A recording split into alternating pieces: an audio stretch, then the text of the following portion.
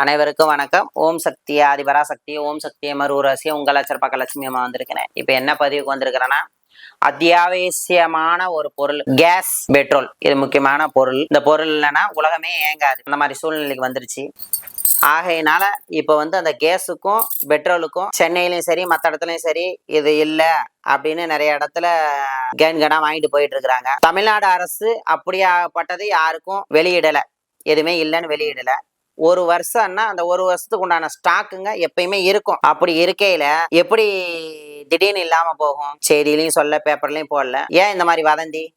இந்த வதந்தியை கண்டு நீங்க பயப்படாதீங்க. இது கலியுகம்.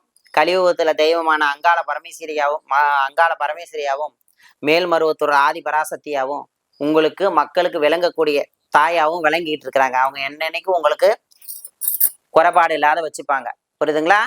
ஆகையினால யாருமே பயப்படாதீங்க. உங்க இழந்த மனசை கஷ்டப்படுத்தாதீங்க. புரியுதுங்களா?